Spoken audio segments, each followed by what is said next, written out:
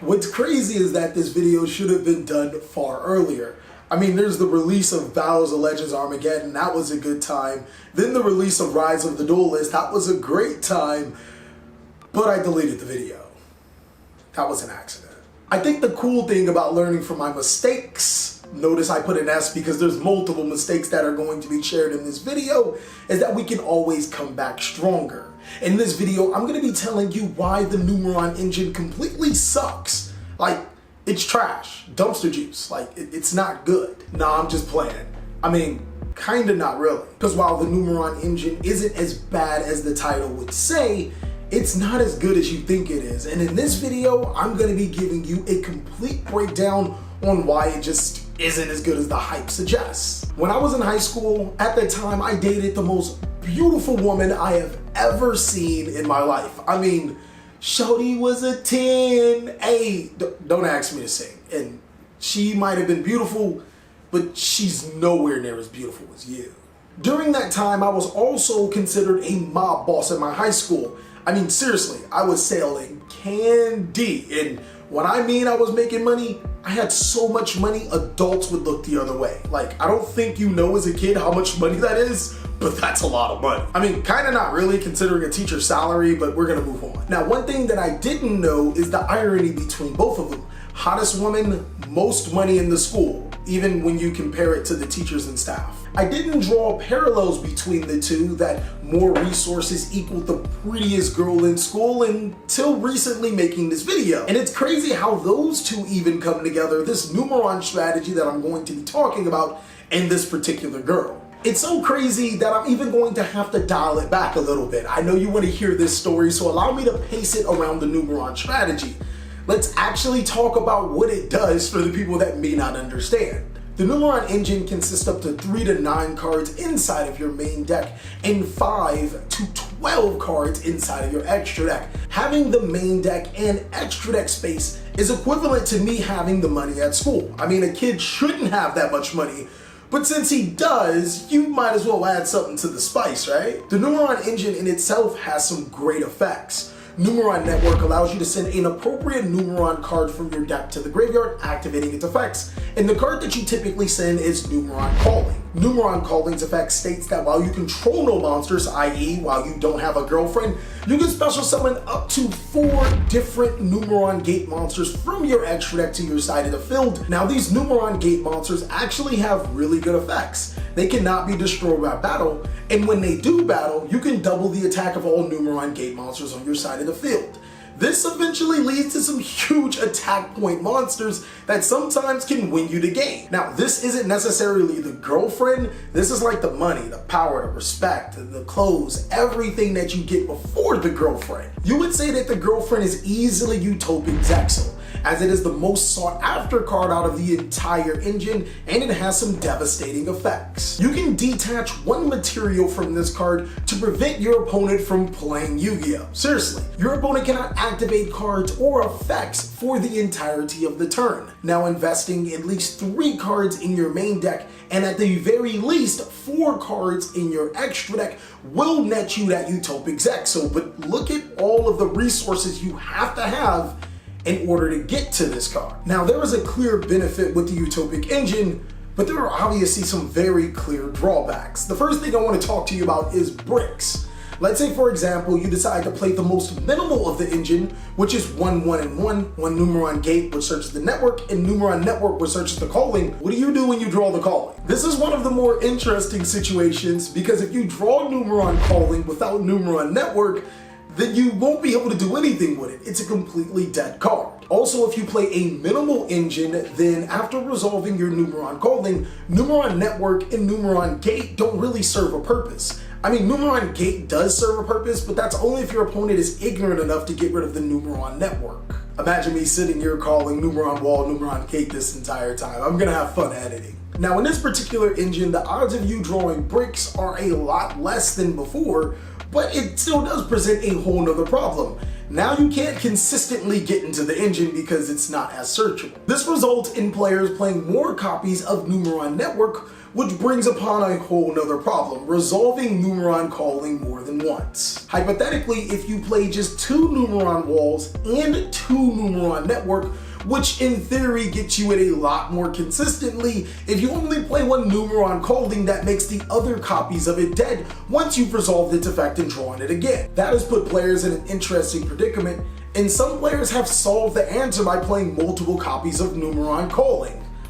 Also not a great idea. Now, by playing numeron calling, you're going to need to play more of the numeron engine inside of your extra deck, which leads us to our next biggest problem: space. Resources. How much of these resources do you want to dedicate to the girl? In my player Pimp C players anthem type days, I dedicated all the resources. I used that candy money to take her on expensive, extravagant trips like the movies and Sonics and McDonald's. That was the expensive.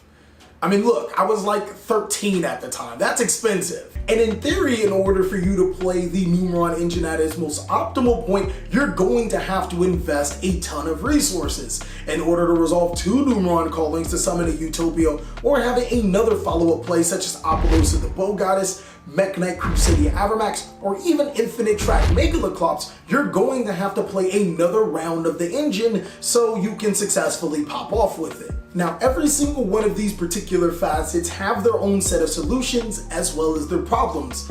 But this next problem is something that I just couldn't even deal with: time. How much time and dedication are you willing to put to this high maintenance girl? In my particular experience, I dumped all my time and all of my resources into this girl. Like, all of them. It came to the point where the money that I would use to double up was set aside, and the rest was like a budget for funness for her. Now, you would think that that would have to relate to all of the resources you have to put into summoning Utopic Zexal. It doesn't. One of the biggest drawbacks for the numeron engine is after you resolve the effect of numeron calling, you can only summon once. There is all the time and all the attention you need. You have to set aside all of your other monsters, all of your other hopes and dreams, all of your other chances to have fun, so you can summon Utopic Zexal. Or in my case, have a high maintenance girlfriend that eats all the Twix. She ate all the fucking Twix. Now, typically you think that that's the end of the high maintenance girlfriend, right? Those are the benefits, those are the drawbacks. No, it's not over at all. There is a genuine problem with having that high maintenance girlfriend. They typically don't really contribute anything to the relationship, and the only thing they do is take. Similar to the numeron engine. I mean, if you count having a beautiful girl by your side as in potentially locking your opponent from activating monster effects for a turn as contributing back, then boy, I have some relationship news, and you need to hook up to my Patreon so we can talk directly. Once you start to realize that there are other girls out there who look as good, if not better, i.e. other engines that work better, then yeah, you start to wonder if it's really worth it. On top of that, you come to realize that there are so many counters to your girlfriend. Wait, is this Yu-Gi-Oh or is this girlfriend advice? Counters to your girlfriend? What's a counter to your girlfriend? Wait, video games. Video games counter girlfriends. I remember at that time, I was playing what? Super Smash Bros. Melee in Madden 2000 and I don't know, but good counter. Not only are there cards to counter the Utopic Zexal lock, cards like Forbidden Chalice, which I feel is one of the strongest cards in Yu-Gi-Oh!, giving you a free negation on a monster on the side of the field and can be activated in the damage step. Cards like Ciphering Gear Gamma, which punish the Utopic Zexal, as well as put 2 monsters to your side of the field. Infinite Impermanence, which just outright negates the Utopic Zexal. And then there's the Forbidden Droplets card from the Rise of the Duelist set. Not to mention Ghost Ogre and Snow Rabbit. I just named 5 different Yu-Gi-Oh cards that literally say your entire investment in your main deck and your extra deck was completely pointless. So the huge problem with the numeron engine, as well as the girlfriend situation, is circling back to other engines. There are other engines that just do the job so much better and get you better results while taking up less space. Similar to how there are so many other girls out there that will treat you like the king that you are, instead of going for the girl that only wants you because of what you have. Because more often than not, that girlfriend that only wants you because of what you have won't be down when the times are rough. Take, for example, this current format. not only are we in an interesting format where there's high combo decks where the Numeron engine can affect, there's also a ton of decks that don't really care about not playing on their first turn. Really good combo decks will just summon a monster over 2,000 attack, run over the Utopic Zexal, and play on your turn. While as control decks, they'll just set back row cards face down. Like, we're in a format where the best deck in Yu-Gi-Oh! Right now is a back row deck. Dinos. It's Dino's best deck.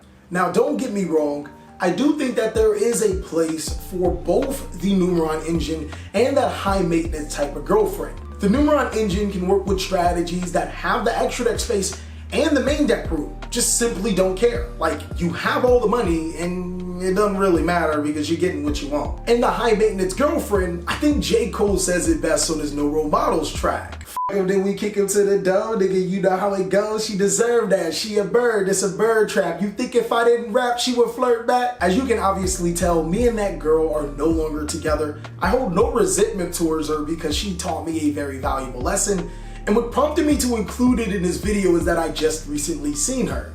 She asked me how I'm doing. I said I'm doing good. She said we should get back together. I said I'm doing better. Regardless, I think that no matter what option you choose, you should definitely be educated to know that there's always other options, and this one isn't the best one. Thank you guys so much for watching another video. I obviously have some very strong opinions about some cards in Rise of the Duelist. Like, personally, I think 3 tactical talents is trash. But if you do want to see more videos like this, make sure to destroy that like button and post down below in the comment section. I also have some more videos you should check out, so I'll just catch you on the next one.